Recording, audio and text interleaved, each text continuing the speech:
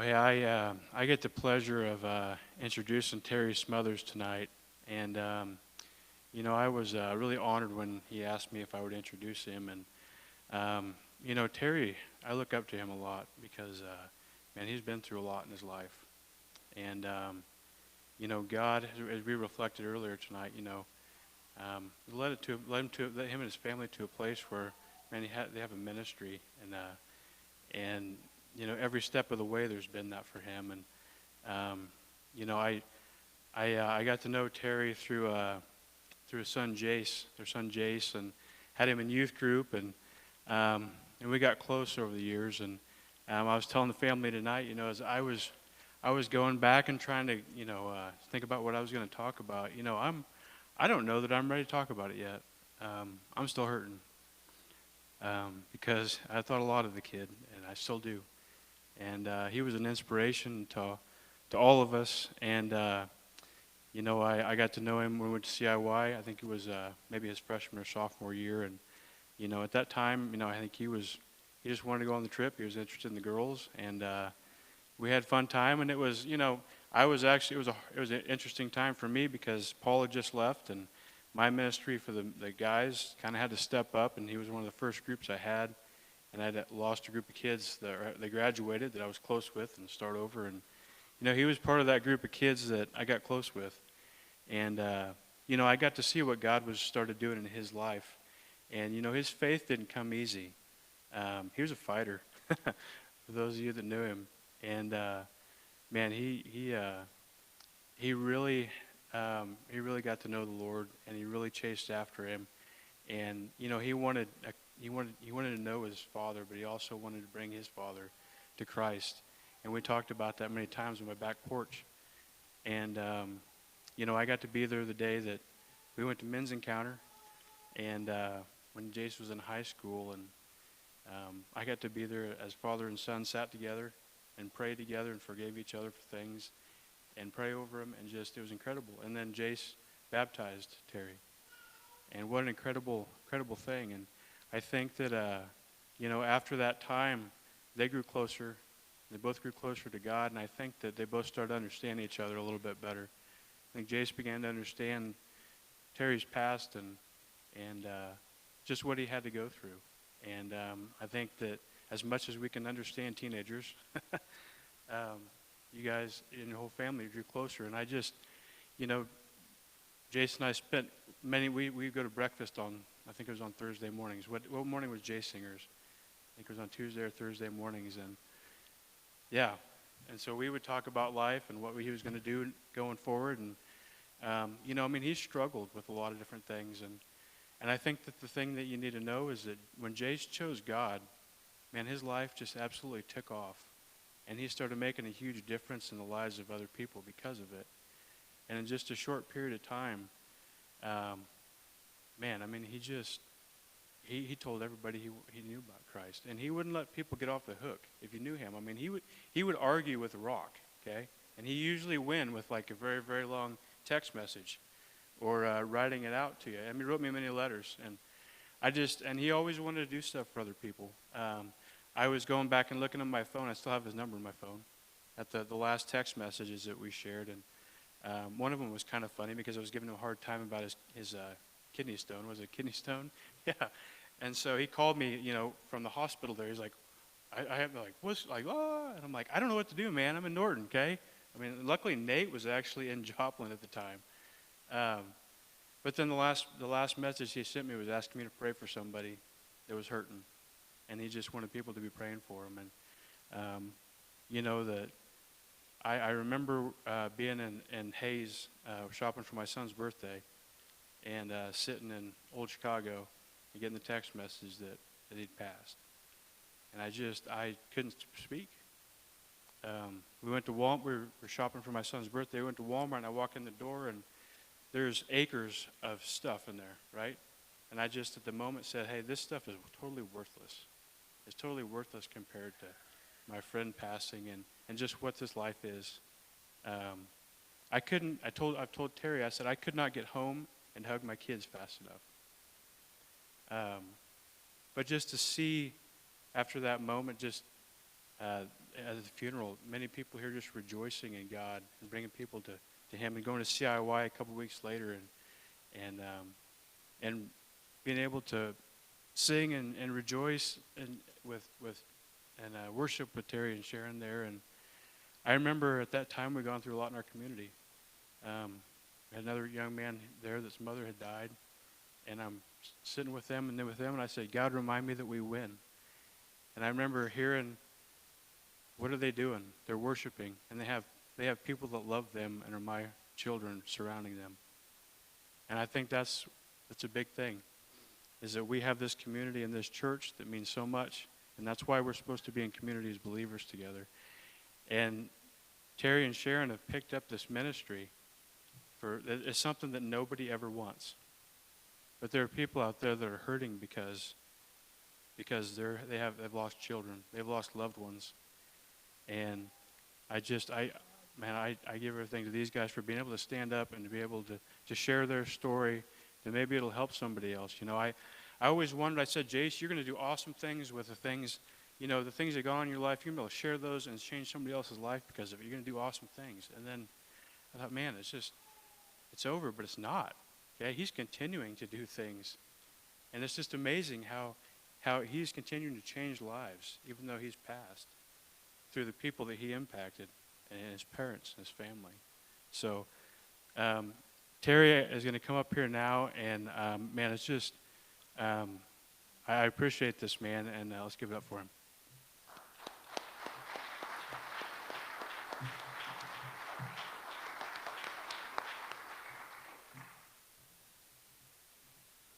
Well, all of you have guessed who I am.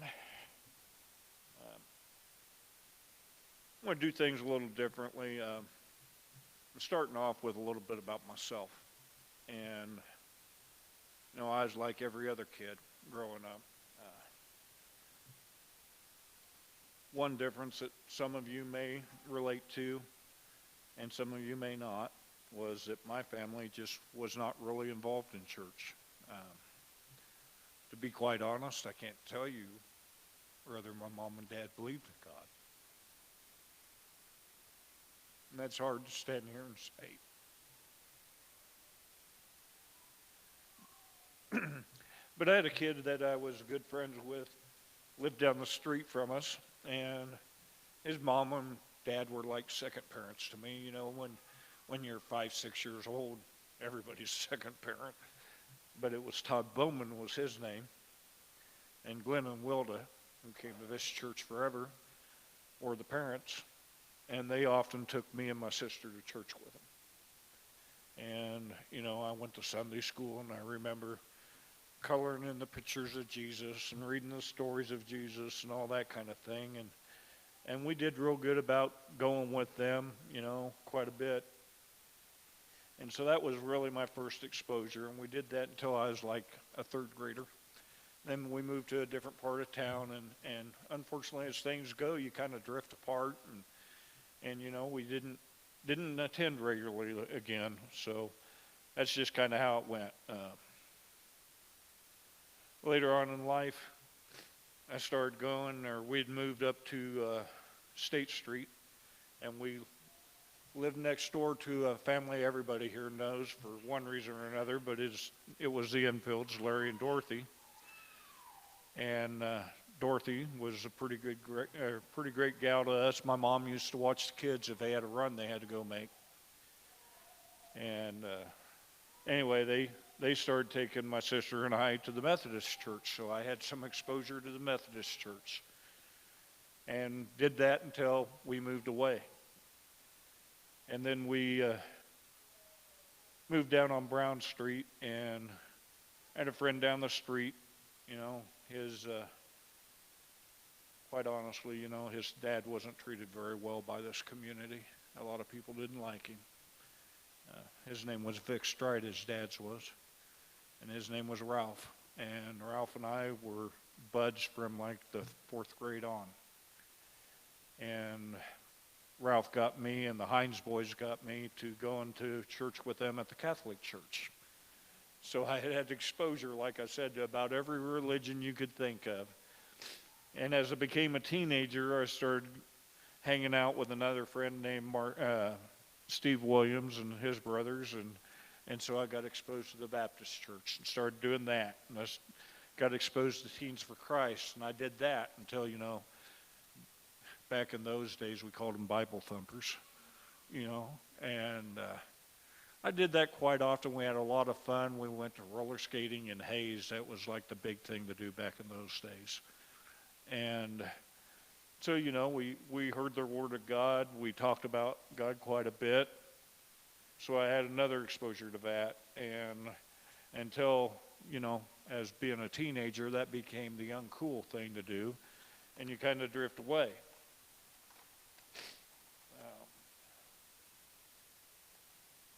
Peer pressure had a lot to do that.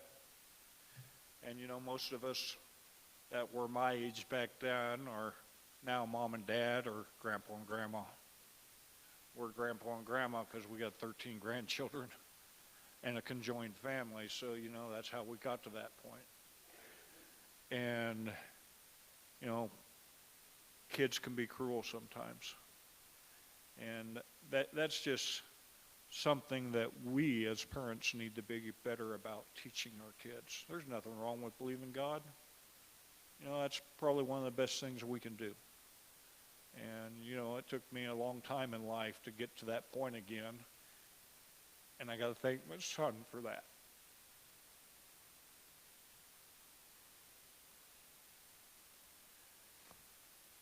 Anyway, that's just something I would really ask that you as parents, or someday going to be parents, think about those things that happened when you were a kid, or that kid that got picked on.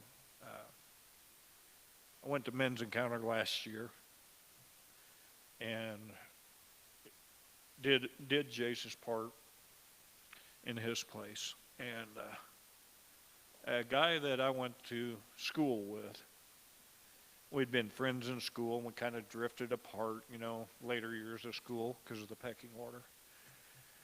And he went to Men's Encounter because he had his own demons to deal with.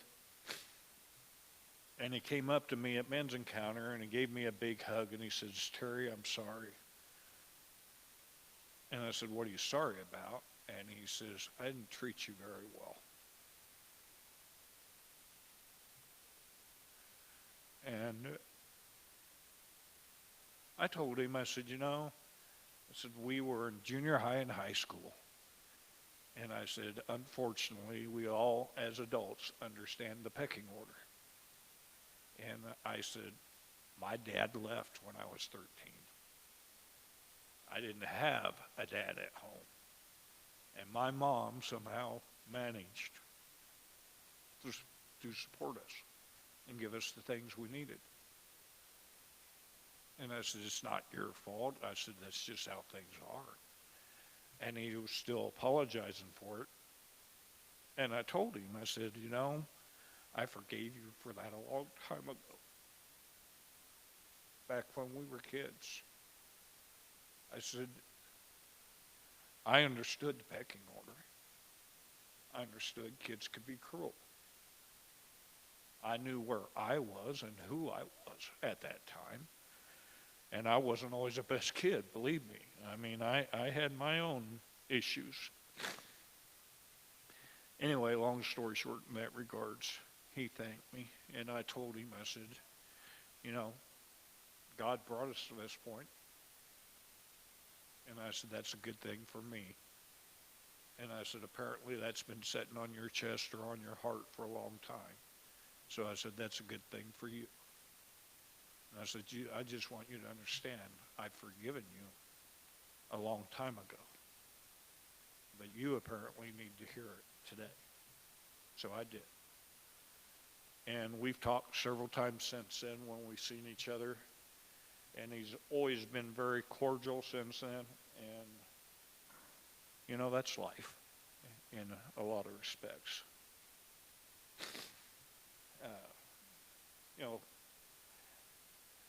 One of the other things I had to deal with was in 1986, my mother passed away. 2 days before my sister's high school graduation. You know, I was already out of school.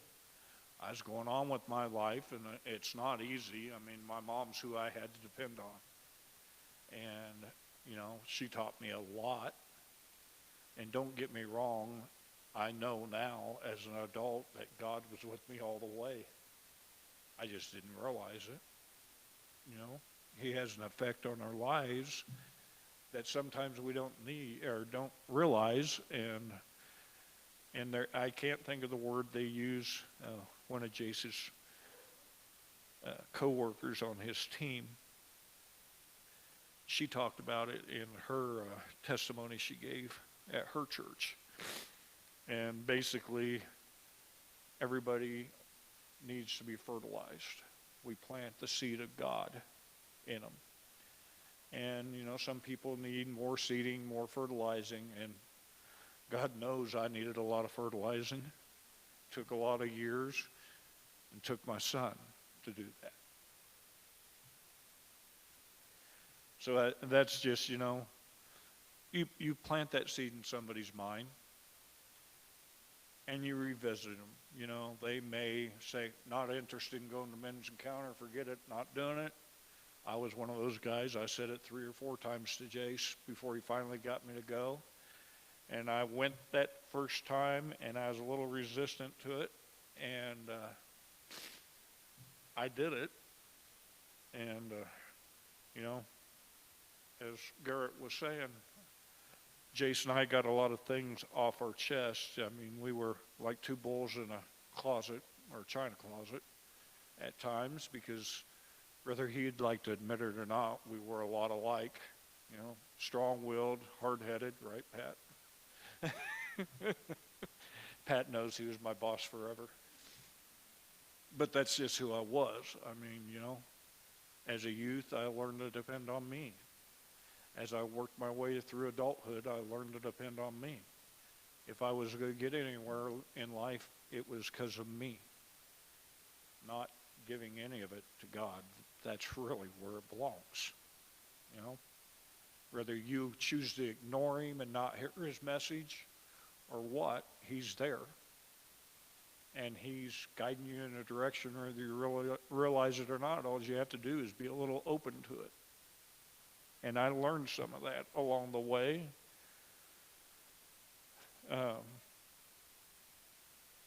Anyway, so that took place in, like I said, 86, Mom passing away, and my sister having graduation 2 days later. A week later, she got married. And she's still married to the same guy. They had a little period where they weren't, but they got back together, so, you know, that's a plus. And God worked on them too.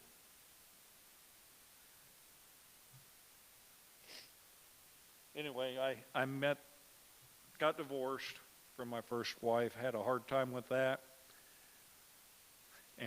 And at that time I did, you know, I talked to God. I'd say, why, God? And of course you don't get an answer. And I just learned how to deal with it and go on with work. And I put a lot into work at that point in time because that's what I had that was positive, you know. And I met this gal out there about that time, and she just started working medical. And I seen her one day in the gatehouse, and I said, "Ma, you got pretty hair." And she looked at me like I was some weirdo. And she just went on about her business. Little did I know that she's put in front of me for a reason. So life goes on, and I don't know, it was about, that would have been like 94. And it was about 4 years later, we had talked and been friends a little bit, and she hung out with a group that I hung out with, and finally we kind of started seeing each other. And what I mean by kind of is she says, "Hey, a bunch of us are going out tonight, you want to go?" And I was like, "I got to work," and she'd say, "Come after work." So I'd do that.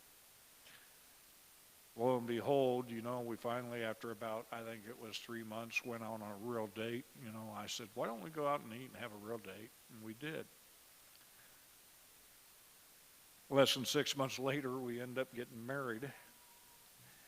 And believe it or not, people, we got married February 27th, 1999. We had Jace on December 29th, 1999. And for you who are bad at arithmetic, that's 10 months and 2 days later. Okay? And that little man was a blessing. You know, Sharon and I talked and said that we was kind of putting it in God's hands. We give it a year if we was going to have a baby or not, and if we didn't have one in a year's time, we was done with that idea. Anyway, he shows up, and about 6 weeks after he's born, our doctor diagnoses him with pyloric stenosis, and what that is where your muscle around your stomach shrinks up, and everything they eat and consume comes back up. And they basically starve to death. And they sent us down to Hayes, and long story short, Hayes said it was something else. And we came home with him rehydrated, and I think it was within 2 days we was in Kearney, and it was diagnosed it was pyloric stenosis, and he went in for a 45-minute surgery that took 2.5 hours, I think it was. So he had a rough start, you know, as a little guy. And, you know, the time frame continues and life goes on, and his mom was pretty insistent that Jace end up going to Awanas. And so he goes to Awanas, and as he gets older and he gets more involved with that, and, you know, we bought him games, you know, for his, I want to say Sega. And he would play the game on Sega, and it was a Bible game, and he knew the answers before he ever played the game. And we just so amazed that, you know, a 5, 6-year-old, 7-year-old knew the answers to the game, and some of them I didn't know the answers to, you know. And so he's just pretty active at that time frame as a kid.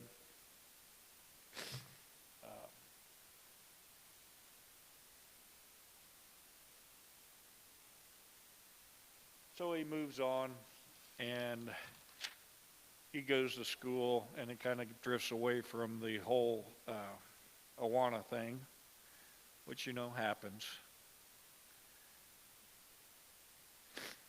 And his freshman year in high school, he comes, well, back up. Freshman year in high school, I'm at work, and I'm setting up for a big drill we're having, and Sharon's at work, and she had been, about a week before, went to Hayes to see the eye doctor, and her eye doctor told her she had something going on behind her eye. It wasn't her eye, the problem was something else, so they sent her over to have an eye exam by a specialist.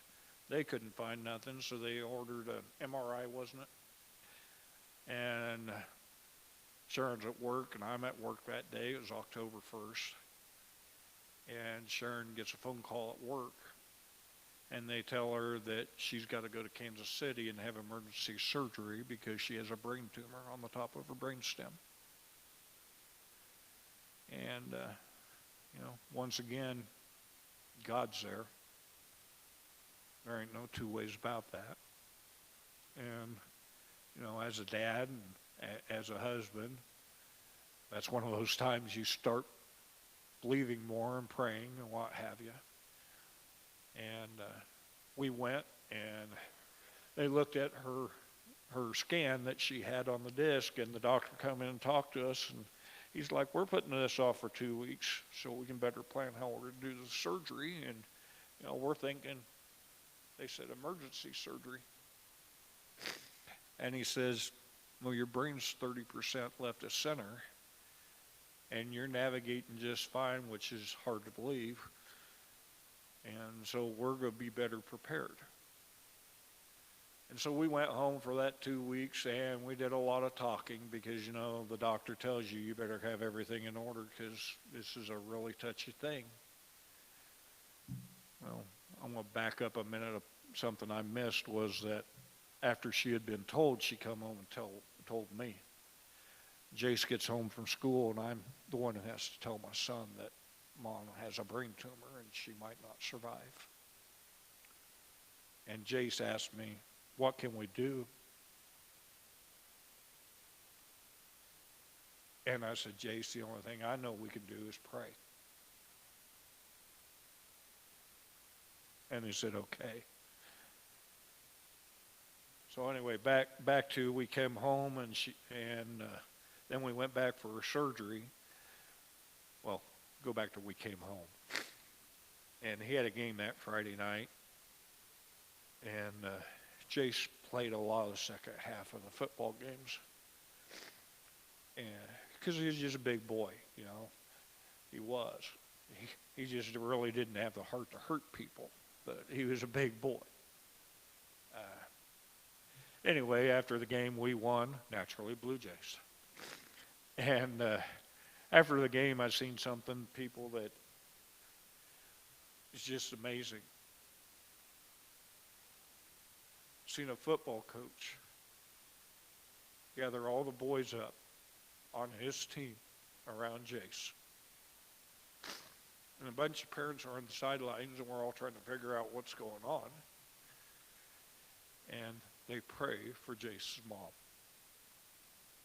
The other team even took a knee. And the parents on the other sideline.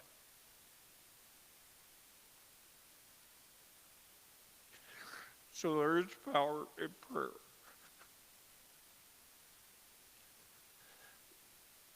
That was a mark for me that really touched me and really made me start believing in God and talking to him. So I say that was my beginning, but it was also Jace's beginning, was that time frame. And he apparently didn't need as much seating. And anyway, so that happened. Like I said, it was just unreal. And we went to Kansas City, and they said this surgery could take 16 hours or longer. And after about hour 6, when we're in there and we're peeling away that tumor and what have you, and we're getting it, and it's going, and it's like, would you just come back when you got something real to tell us, like it's done? Didn't say that, because I know the nurse that is trying to give us all the respect in the world is just updating us, because, you know, we're the family, and if they weren't coming out, Terry would be complaining because she didn't come out and tell me something, okay? And she comes out the last time she comes out, and this is like hour 10 maybe. And she says, you know, we're still getting a lot of it, so on and so forth. By the way, the test came back, and it's a schwannoma, but it's not cancerous, which was great to hear. You know, that takes a load off your mind. But at the same time, you're concerned because, you know, they go in behind your ear, they follow your ear canal down to where that brain stem is, and they're literally in there cutting a tumor away that's at the top of that brain stem. And we did a lot of praying at that time. And Sharon recovered from it, which was a great thing. You know, she was kind of dopey. Couldn't walk very well for about a week and a half, 2 weeks. But she made it. The side effect was she lost her hearing in her right ear. So, you know, the movie Wild Hogs, where the brother always talks on the other brother's bad ear. When I got something I shouldn't say, that's where I goes to her bad ear. And she goes, what? Nothing, honey. But, you know, it's just amazing how many different things I can look back at that God had a place working in our family that at the time I wasn't giving him a whole lot of credit for. But you know, even if you don't want God in your life, he's there. All you have to do is reach out. There's several of you here that I look around the room and I see, and I know there's several that are watching on Facebook that I know have been through things where God has made a change in their life. You know, whether it be from men's encounter, women's encounter, family, what have you. That's good.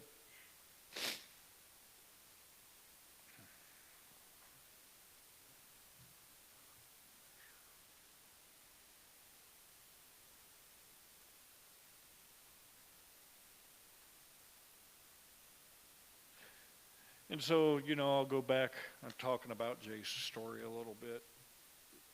Go back to him, and after mom's surgery and stuff, I seen a change because we come to church when we could because I did shift work at the time. And when we come on a Sunday to church, Jace would usually sit with mom and I. He wouldn't go sit with the teenagers, and I'd ask him, why aren't you sitting with the teens? And he'd get mad. You know, I'm not sitting there. And after mom's surgery and everything, we come to church one morning, and I'm going to go sit with them. And he walked up there and sat with the teenagers. And, it's just amazing the change I seen in Jace because of God. I always looked at that as a good thing for him. And I didn't practice a lot of it on myself at that time because I felt like that, I'd probably done enough bad stuff in my life that God wouldn't forgive me for. So if my son was saved, that was a plus because I didn't figure I was. And I'm being honest about that. I felt like myself was a lost cause in that respect. You're never a lost cause. All you have to do is open up your eyes. And I watched Jace, and I watched him get involved more with the teen group. He came home one day and he says, I want to go on a mission trip. I said, on a what? And he said, a mission trip. Where are they going? Mexico. I said, there's enough problems in the U.S. Why are you going to Mexico? But forever questioning the Father on things. And he sold us on the idea, and he went to Mexico. And, they can't call you from down there because their cell phones don't work. And he came home, and he talked about Mexico. And, of course, he talked about Carolyn Plotz and her great, jalapeno poppers and all the great food they got to eat down there. The family fed them and what have you, which was awesome. But, he got exposure to things that he'd never get exposure to in the United States. And the kids down there were calling him, El Toro and Gargantuan because he was a big guy. Not something he was, they were used to. And anyway, so he shared that story and talked to Mom and I about it a lot. And the next year they were talking about going back. And he said something to Mom about it. And I said, well, maybe all three of us can go. So we talked about it. We got our money together and we all three went. And I thought I had a pretty good grasp on poverty and, because of how I grew up and how I'd seen other things, in the U.S. and what have you. But we don't know poverty. The family we built a home for, her husband worked 7 days a week and made $35 a week. And that's what they lived on.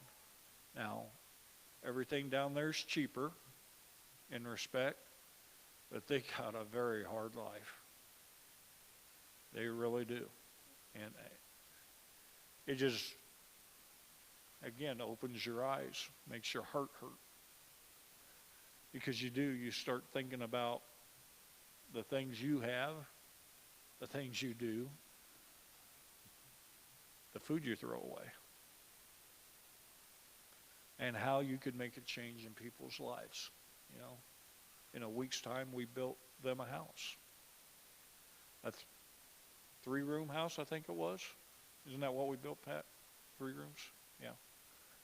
And, they were just ecstatic over that.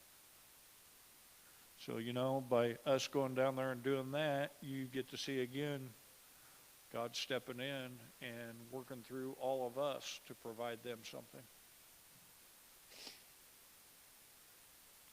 So, like I said, Jace took us along on that trip. Well, he gets home and he does like CIY, and he's very famous for the axe bomb. And what that is the Axe deodorant spray. And I don't know how he ever did it. He never taught me this secret, but they'd go to the other kids' rooms, and Jace would toss it in. He had somehow it rigged where when it hit the floor, it'd go off and Axe spray all over. So, that was something I always heard about from the kids, that and his sleepwalking and talking. So, they shared a lot of stories too. So he did the CIY thing, and, he'd come home with his stories again. And like I said, as a dad, I was just really taken by the direction he was going. And to the point of actually being a little envious of it. It's like, wow, he's kind of got his feet in the right direction. He's following somebody that he's hearing, and you kind of ask yourself too, why does he hear God and I don't? Because I didn't ask God. That's the simple thing. It doesn't matter whether you're a young man or an old guy. You still have time to ask. Ask God to come into your life. Ask God to guide you. Ask God to forgive you. Be baptized in his name. Ask for forgiveness. Recognize that he's your Savior. Work on yourself.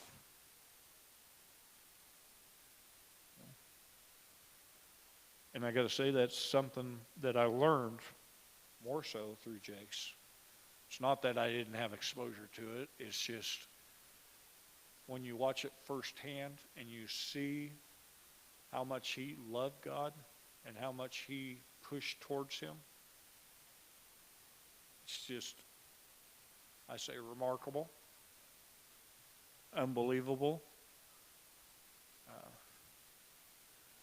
I was a hard person for myself for a lot of years, and part of it was because of where I worked.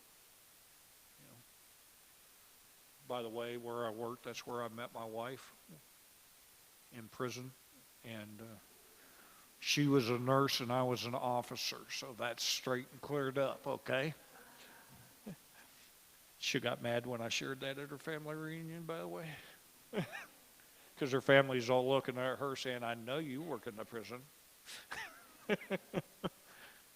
And that's a complete another story I'll share sometime. You'll all get a kick out of it if you haven't already heard it. But anyway, so life goes on, and like I said, I admired Jace for the path he was choosing. He had talked his sophomore year about how he thought he wanted to be a lawyer, and then all of a sudden he comes home and tells Sharon and I that he thinks he wants to be a youth minister. And he's pretty much sold on that idea, and I looked at him and I said, Jace, it's like apples and oranges. Attorney, lots of money. You get in with the right group. Youth minister, I can barely make things meet. I said, do you not see that?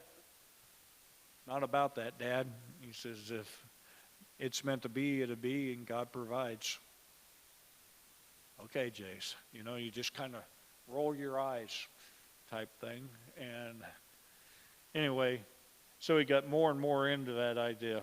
And he came home one day and he says, hey, they were talking about going to the Dominican Republic my senior year for a mission trip.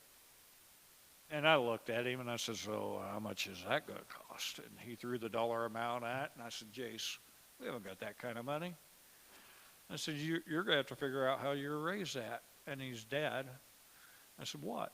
He says, if God means it to be, he said, God will provide. All right, Jace, whatever. I said, you figure out how you're going to raise that money. Didn't you hear me, Dad? Yes. Okay. So he makes a decision to call up one of his friends, Carl Dumler, who is the Christian church minister in Hoxie. They'd met at Men's Encounter, and Carl and Jace talk, and Jace says, I want to come down and share with your congregation what I want to do and what I've done. And he says, if they want to help me out, that would be great. But if they can't, that's fine too. And Carl says, that sounds great, Jace. He says, I think we'd probably do something. And I don't know if it was a week or so later, Carl calls Jace up and he says, so does this date work for you? And Jace says, oh, I think we make that work. And he says, great. He says, they talk a little bit about whatever, Jace could talk about. Carl says, oh, by the way, he says, you need to write a sermon because you're going to give a sermon that day. What? Jace is 17 years old. So Jace comes to us and tells us, I'm like, really? And he says, yeah. Okay, that'd be interesting. 2 weeks later or whatever it was, we go to Hoxie and we pick up Sharon's mom and dad in Hill City to go watch Jace. We get down there and he gets up there on the stage and he's giving his sermon and he's talking about how this relates to that and so on and so forth. And he gets sidelined a little bit and he's like, oh crap. And Sharon, she draws the eyes get big and like, oh my gosh, did he just say that? And he says it like 3, 4, maybe 5 times. And the congregation's just involved in his story that he's telling and how he's just on fire for God. And I don't think they ever heard the oh crap. And anyway, so we was on our way home afterwards, and Grandpa was crying during Jace's sermon. And we was all kind of choked up because it was hard to believe a 17-year-old young man is up there giving a phenomenal sermon on the subject. And he just did. I mean, he was like a natural at it. And so once again, I'll say that I seen God working, through a 17-year-old young man, and I'm not smart enough to realize that God is probably using Jace to start leading me. And so anyway, on the way home, Jace calls us and he's like, you wouldn't believe what they're doing. And I said, what? And he said, they pretty much funded me for my trip to the Dominican. And I just sat there on the phone for a minute and didn't say nothing. And I said something along the lines of, what you said then is how it is. What? And I said, you said God would provide. And I said, apparently he's providing. So moving ahead, talking about Jason, some of his stories with God and his walk. Jace goes to the Dominican, and I don't remember where it was, some little town they was in. A gal walks up and puts a baby in his hands. Jace is playing with the little baby, looks up and the gal's gone. So Kelly and I think all the kids are looking around trying to figure things out. And later was it the pit? Is that what they called it? Down in the trash place? Yeah, I was thinking you went with them. No? Okay. Anyway, I think it was called the pit, and it was basically like a dump where people lived. And they were down there just, viewing how poverty is in that part of the country. And, Kelly Kramer and Jace are trying to figure out what they're going to do with this baby. And Jace's story is, I was trying to figure out how I was going to get the baby home because I wasn't going to walk off and leave it there. And he says, all of a sudden, here comes the gal, takes the baby, shakes her head at him, walks off. He says she gets lost in the crowd, of people. And, who knows why?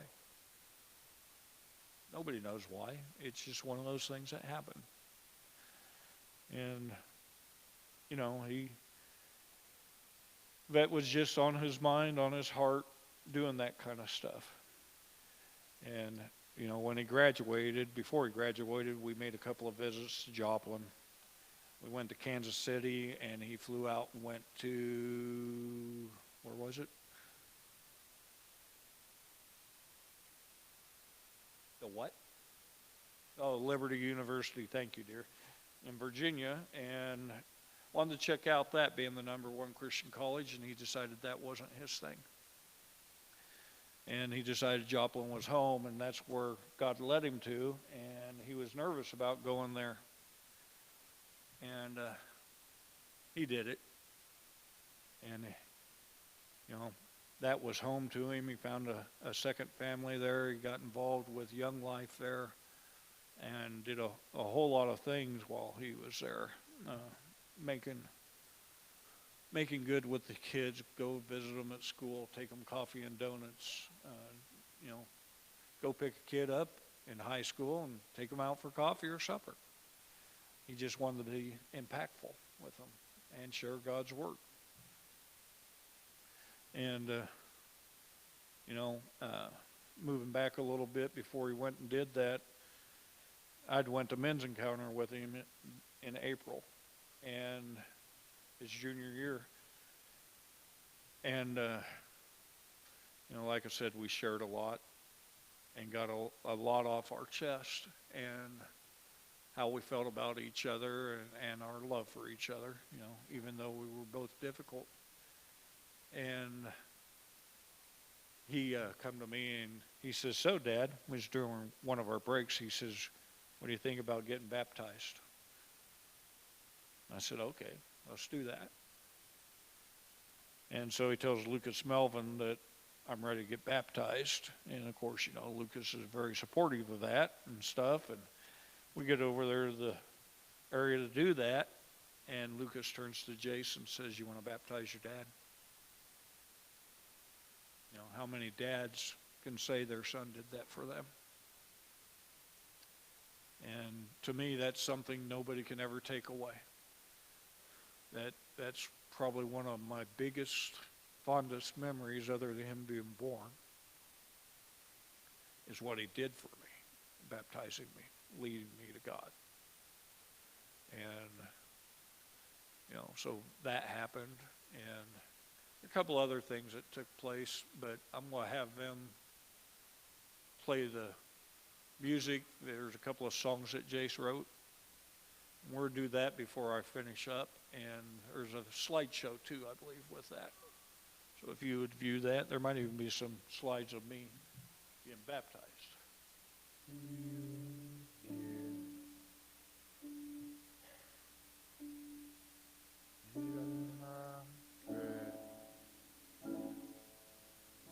Lord, do you hear me? I said, do you hear? Oh, hear my prayer.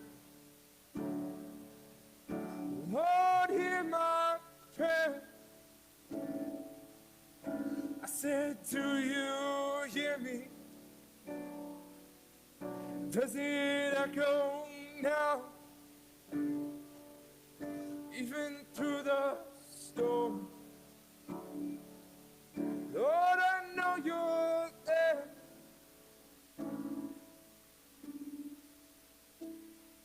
Just breathe in. It's all I have. You are my God. You're all I have. Through the heartache, through the pain, through the sky, through the rain, the winter pain, the summer heat, the autumn cold, the winter pain. It scars my heart.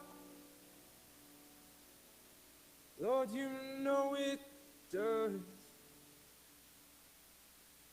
You fear my heart.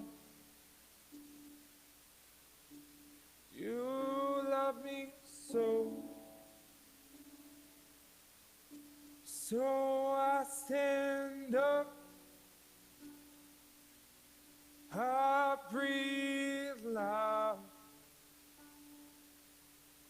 and I sing your praise. Lord, I sing your praise. And breathe me now. Lord, hear my cry. Breathe me now. Lord, hear my heart. Breathe me loud. You hear me loud. Breathe me now. And speak loud. I hear your heart like the summer love. I can feel your heart. Lord, let me in and speak now. What I said, speak now. Speak now. Speak now.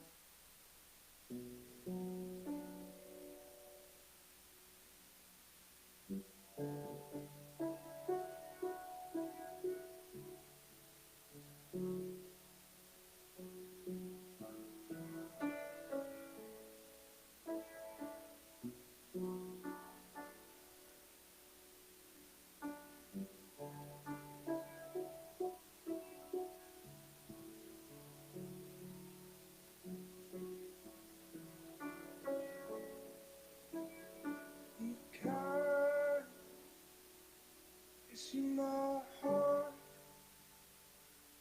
you see my word, the one I pray, the heart of my heart, the only one. God, the one you sent. These are the times of prayer. These are the times of love. These are the times of joy. Joy. God, what do I say? I see that smile break through the dark, dark world. It's like my heart just woke up. God, what do I do? She has to be the one.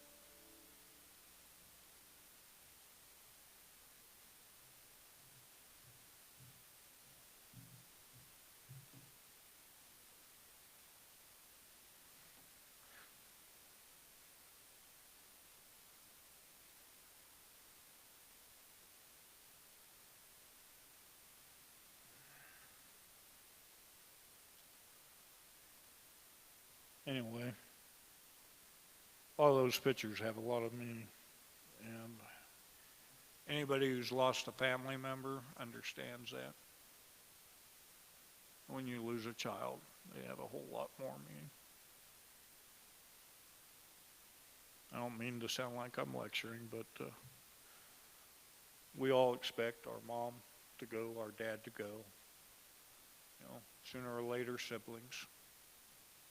You don't expect your 19-year-old son or daughter or brother, sister, whatever the case be, for you to have that happen.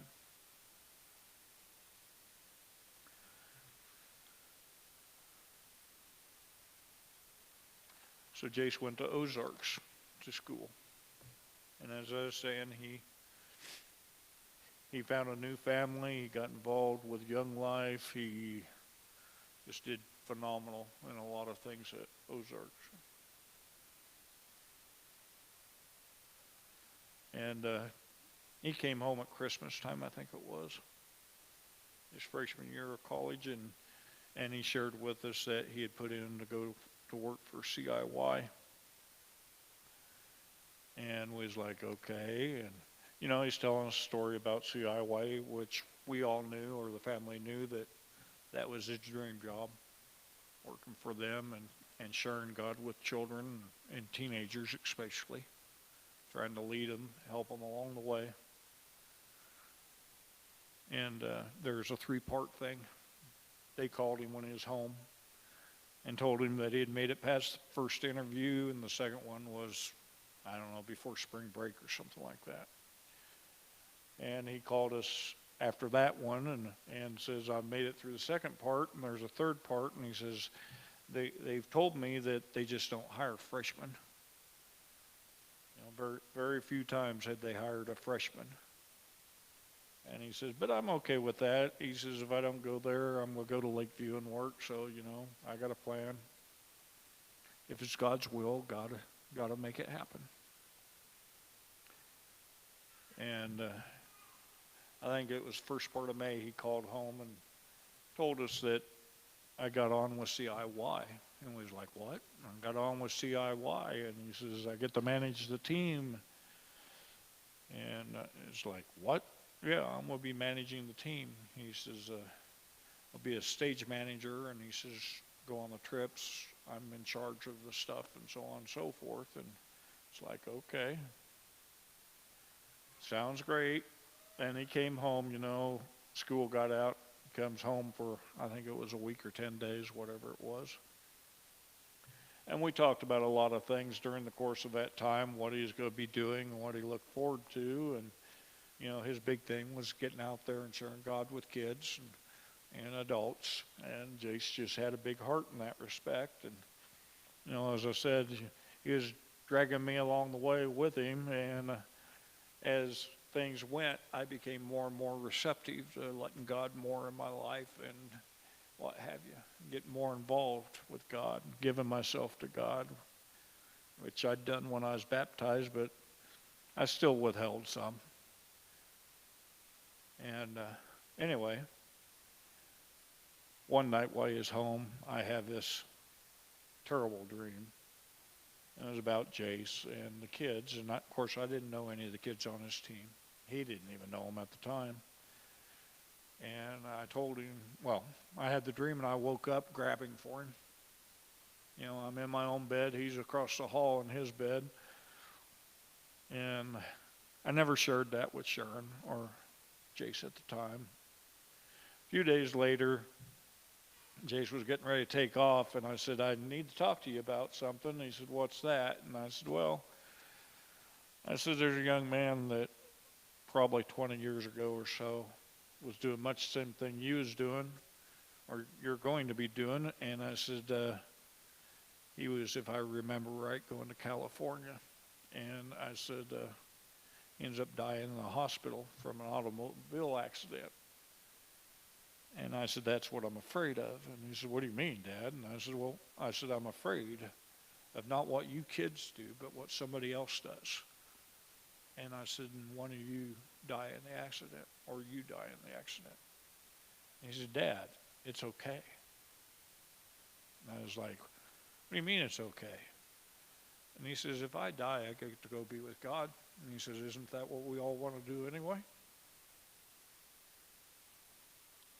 I'm standing there looking at a 19-year-old kid telling me it's okay if he dies, and giving me a lecture that an adult should be giving a child about, you know, I want to go be with God anyway. Of course, I did the thing I think most of us parents would do. I socked him in the arm and told him quit talking like that. Because you want to believe it's just a dream and not going to happen. Anyway, long story short, during the course of the next, I think, 2 or 3 weeks, I'd come home and tell Sharon, Jace butt dialed me today. And she's like, what? And I said, whatever reason. I said, phone rings and it's Jace, and I answer the phone. And I said, I have to yell at him to finally get him to answer the phone. And I says, he says, sorry, Dad, didn't mean to butt dial you. And I said, after the second or third time that happened, I told him on the phone, I said, Jace, usually when people butt dial, excuse my word, but I don't know how else to say it. I said, usually when that happens, I said, it's one of the people on your favorites. And I said, your mom should be number one on your favorites, not me. I said, I'm probably not on your favorites, being your dad and the one who says no. And he laughed, and we kind of made a joke of it when it was happening, What'd you forget to tell me? What'd you do now? And, we always ended with I love you. Both of us did. And I'd tell him, be safe. And he went to Indiana on his first trip out with the kids he is with, and there's a picture of them up there, and I wish we had it individually, but we don't. It's where they're standing in front of the CIY building, and there's 6 of them. And that's the group that was with him. There's one of the girls that wasn't there, and I don't remember what her name was. She had flown home for a wedding, and she was going to fly into Tennessee to meet them. Anyway, so they go to Indiana, and everything goes good in Indiana, and he calls us one night just excited, and Sharon puts him on speakerphone, and he says, I got this guy I want you to meet. Okay. And he says, his name's Reese, and he says, he got something he wants to talk to you about. And I was like, all right. So Reese starts telling Sharon and I on the phone about, how great our son is, and that Jace and God saved him. And, we're cautious parents going, okay, what's that supposed to mean is what we're thinking. And he says, I've been in a bad spot in my life. And he said, for whatever reason, he says, I decided to come to CIY. And he says, so I go to CIY, and he says, I meet your son, and I talk to him, and he says, we just kind of hit it off. And he says, he just tells me so much that God's done for him and stuff. And he says, it just really touched me, and I wanted that. And he says, now I know why I'm here. And so, we told Reese we was glad to hear that, and we talked to Jace a little bit later, and just kind of let it go at that. And they returned back to Joplin, and it didn't work out where we could be in Joplin that weekend or whatever. And we had kind of planned that we was go meet them in Tennessee. We'd both taken vacation time to go to Tennessee. And we was going to go watch him work because he wanted us to do that. And he called his mom up, and he told her, before they were leaving, that you guys probably don't need to come. I'm going to be too busy. He said, so, why don't you wait until I get back to Joplin for my break and then come down for a long weekend and we can do things. And so that's kind of what we decided we'd do. And so he texted his mom that day, and he always did the bit of, I love you, Mama. He'd call her on the phone, say that, or he'd send her a text and say that about every morning. So they had a really close relationship, and us guys were big, bold, and strong, and we don't like to admit it, but we was all that way probably with our mom. And anyway, Sharon heard from him about 1:30. He'd sent her a text and saying we're about 120 miles from Nashville, uh, so we should be in there about whatever time. And I get home from work and it's 4:40 thereabout. And I said, "Have you heard from Jace?" And she said, "Well, I got a text at such time." And I was like, "Okay." I said, "I'm going to go finish mowing the yard." And I said, "When I get that done," I said, "we'll go eat." So we did. And we was coming home from eating, and her phone rings. And we just talked to Larry Hillman and Terry Hillman down at Fonzie's and shared with them, the adventures Jace was on because they were asking and stuff. And we had quite a good talk with them, nice visit.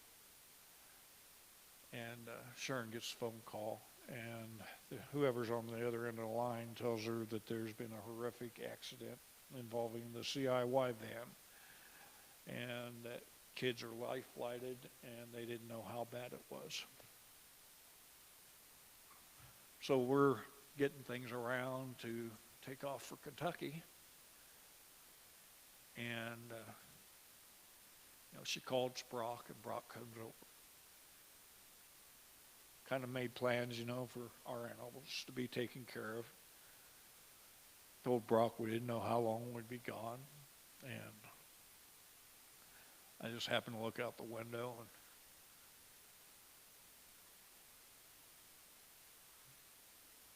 seen what a parent never wants to see. Local cop car pull up, and your minister get out with the cop. And that's not good.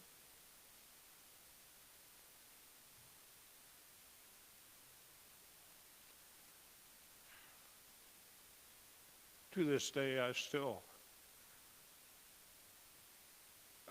bad for Chris Davis, Nate having to come to the house. Nobody wants to deliver that message.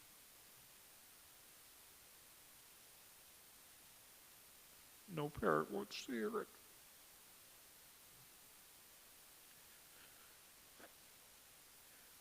Chris told me I needed to go in and sit down. I said, "I'm not going to sit down." I said, "Don't tell me my son's dead."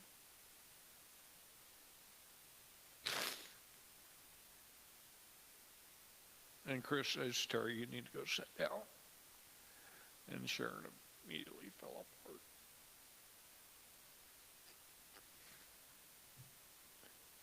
I'm glad Brock was there because he was there to take care of his mom.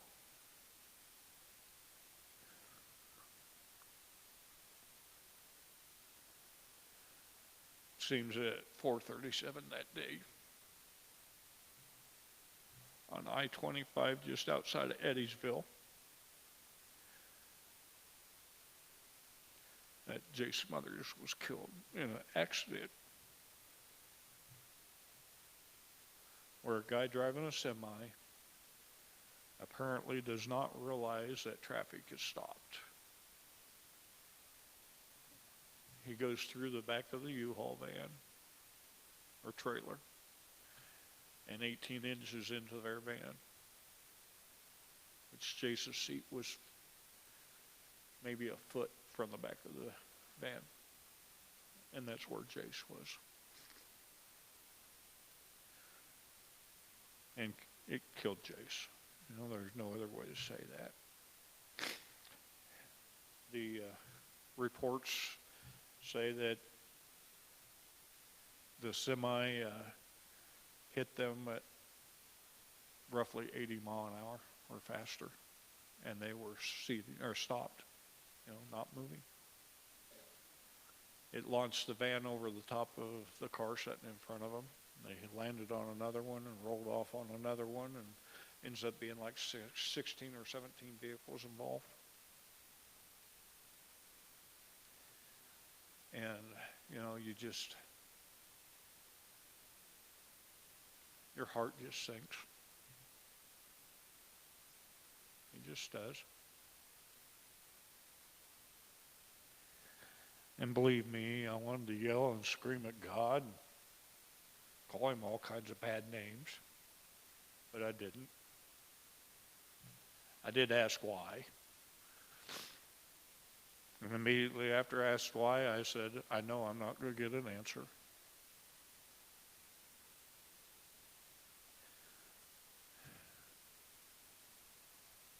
And your mind just races.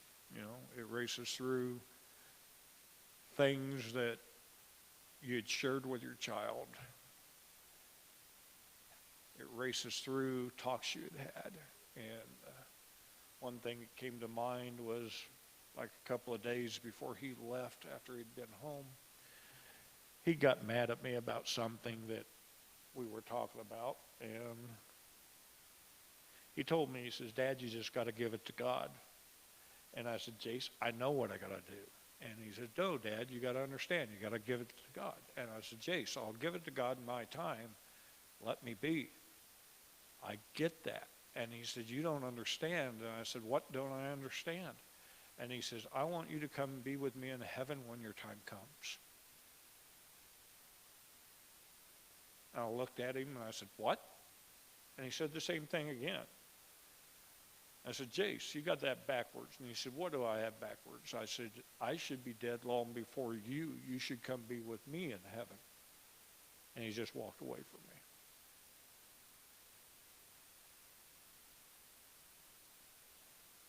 And you won't believe how many times I asked myself, did he know something? I've asked myself, was God maybe speaking? I don't have the answer. But there's a lot of little things that happened during that time frame. Like I said, those comments, the talk we had out front, the butt dials. Maybe we needed to say something to each other that we hadn't said. Maybe we needed to give each other some forgiveness we hadn't done.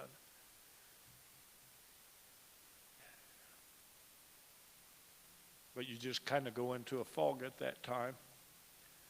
My faith at that time very strongly went to believing in God that much more.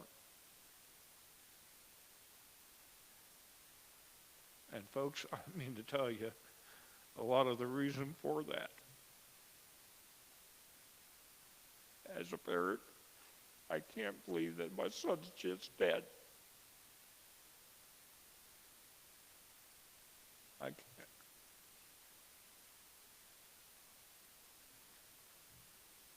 I wholeheartedly believe that we're all put here for a reason. Some of us discover what we're put here for. Some of us don't.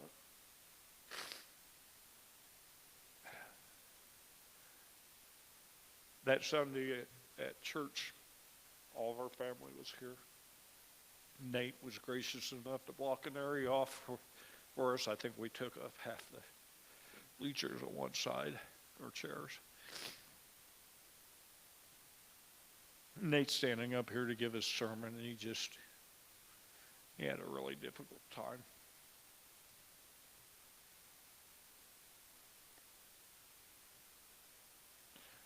And, I come up and told him it's going to be okay.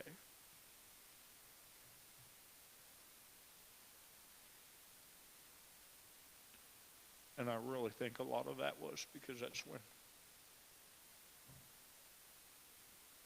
I started believing that much more in God.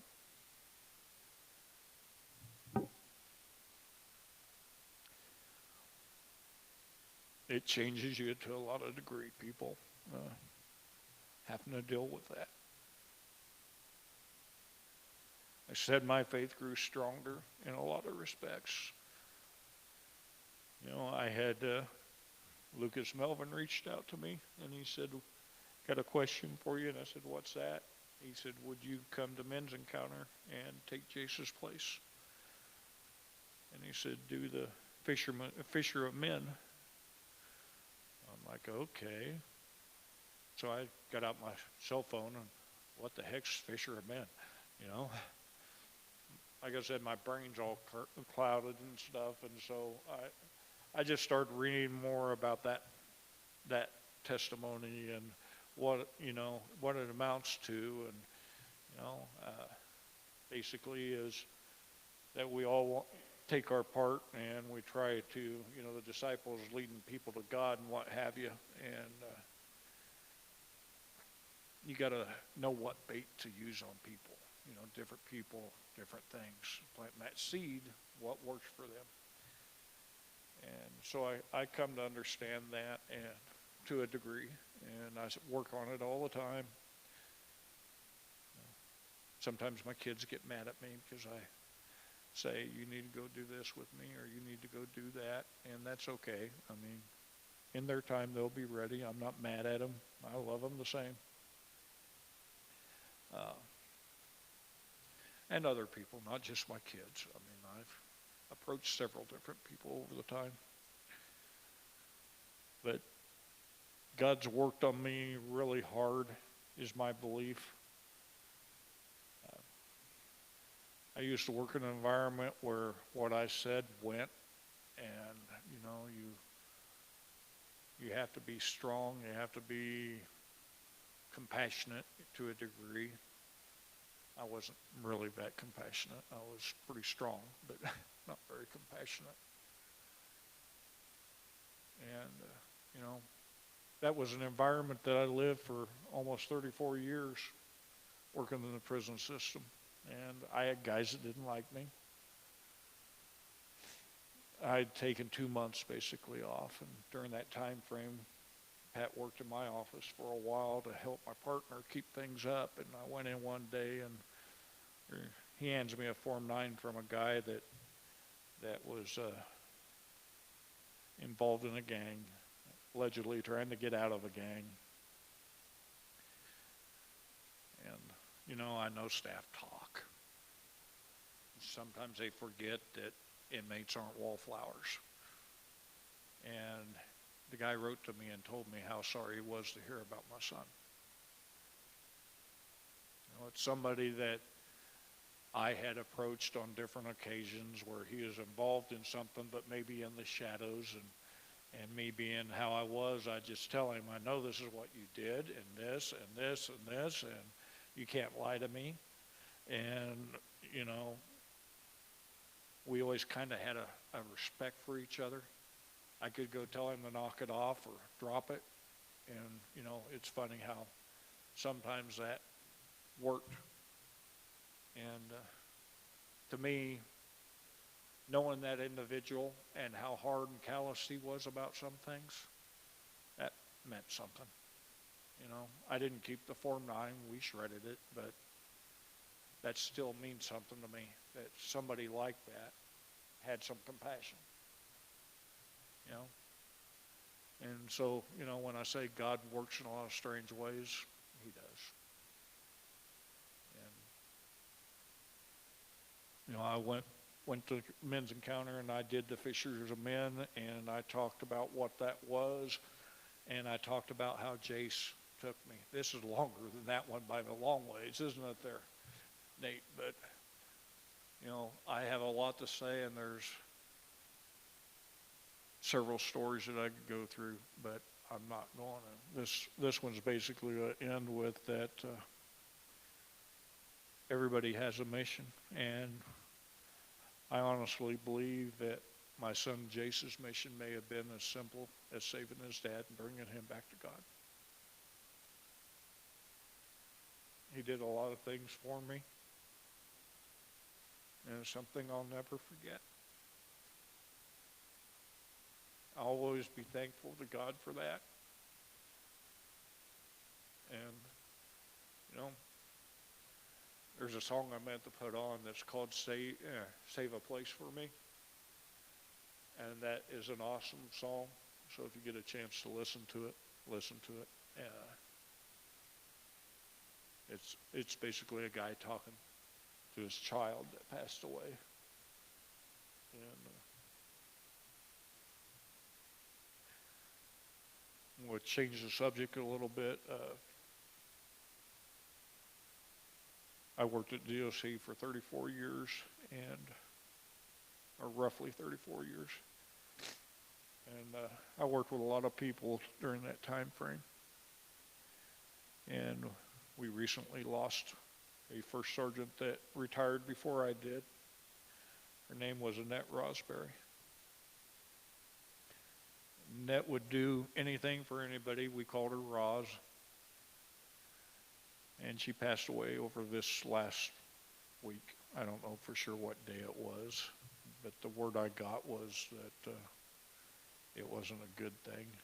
That what I was told, and I haven't confirmed it, but what I was told was that she had froze.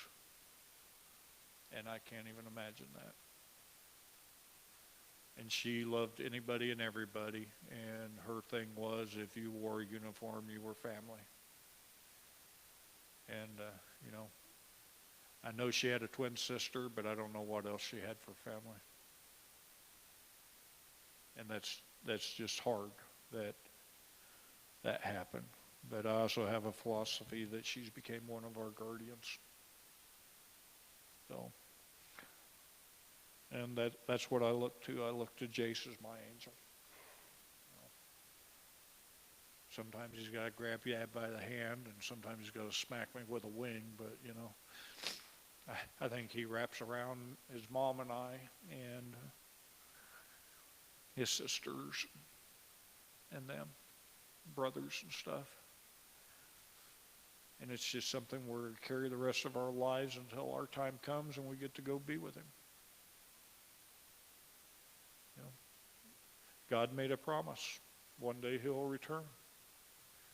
And that he'll take us that have asked for forgiveness and accepted him as our Savior back home with him.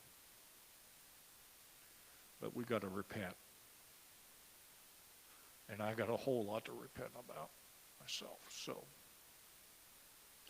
thank you for being patient and listening to me. And I know I'm long-winded. I've always been that way. And I hope truly that some of you got something out of my long-winded story and could see between the lines what laid in there. I was a firefighter for a lot of years. I worked in corrections a lot of years. I did SORT a lot of years. And Jace always told me that, you know, in a lot of respects, I was his hero on different things like that. And, you know, he's my true hero. His job's not over. He still works for us. And, you know, it's a testament for what kind of a young man he was when he had 650 people at his funeral. You know.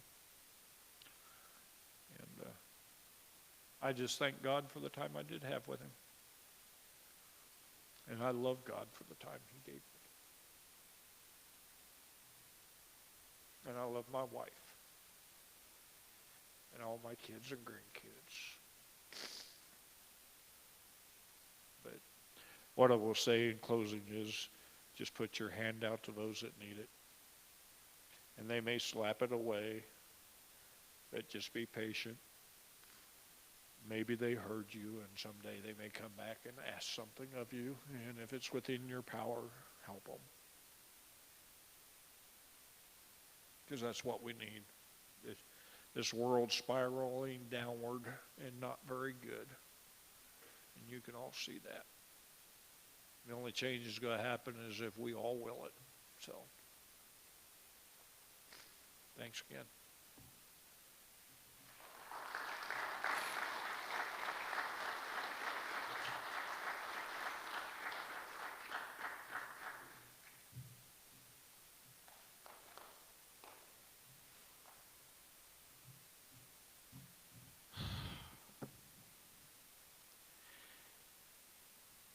Thanks, Terry. You know, guys, it's time for an altar call.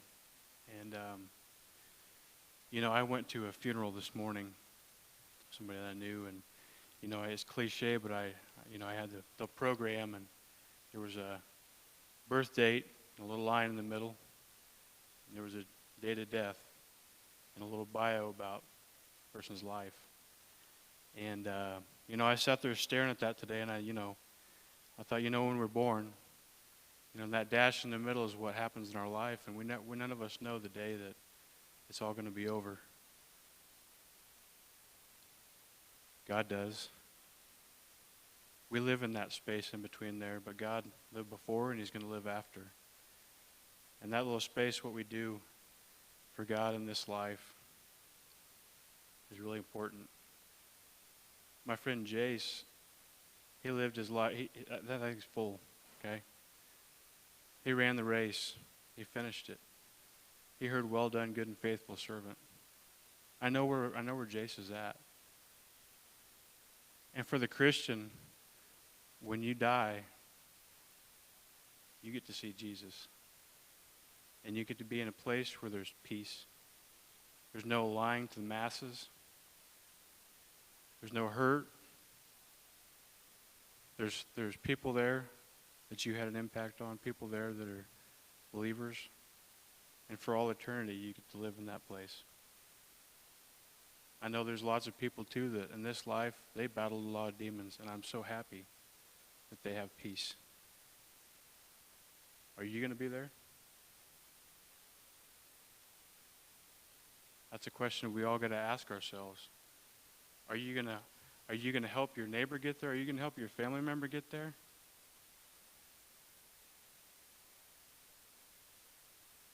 It's the time. It's time. There's an urgency. Jace had an urgency to his life, okay? There was an urgency to get people to Christ because you don't know when you walk out that door if it's going to be your last day here. We don't think about it. Evan and I were talking about this earlier. Why don't any of us think about eternity more often? Maybe we don't understand it. We have a small space here, and we have to do something with our lives here for Christ. We have a whole eternity to be with him. If you have not made that decision, come talk to us today. We want to make that decision today and to turn your life around like it did for Jace and for Terry and for their family. In that space in between, there's joy and there's pain and there's hurt and there's all sorts of stuff in this life, okay? But God is right there with you and he will always be there. And I want to spend my eternity with that God, and I want to take as many people there as I possibly can, and I hope that you have that in your heart too, or you will have in your heart when you have Christ, because you can't not. So even if you've made a decision before and you want prayer over something, you want prayer over how you can help your life, you need to change it somehow, tonight's the night. Let's do it tonight, okay? We got all these guys up here, and we're going to have some ladies up here too. If you want to give your life to Christ, let's do that. If you want to pray about something, we're here to pray for you too. This is a community, okay? We care about each other, as we've done with the Smothers family and others that have hurt. That's what this life is about. You can't do faith alone. We need Jesus in our heart, and we need each other. Amen? And we're going to sing some songs. Okay, I'm going to pray for us real quick, all right? Dear Heavenly Father, Lord, holy is your name. Lord, we come to you tonight just as we have such a small scope sometimes on things, when we don't see the big picture where you're working, Lord. And even in times of tragedy and times of loss and things that happen in this world, Lord, you're right there beside us and waiting for us, Lord, just to pick somebody else up, to bring somebody else to the kingdom. Lord, I pray for anybody that's in this room tonight that's feeling that tug on their heart, Lord, that they just get up and they walk forward and they give their life to you, and they change their life and the life of their family for generations. Lord, I pray that if any of us feel like, hey, we're just coasting along in this life, we have different things that, man, what am I doing? What's going on with my dash? What's my eternity? Lord, I pray that you convict those hearts tonight as well. Lord, this is all about you. This is not about us. We love you so much, Lord. We ask all these things in Jesus' holy name. Amen.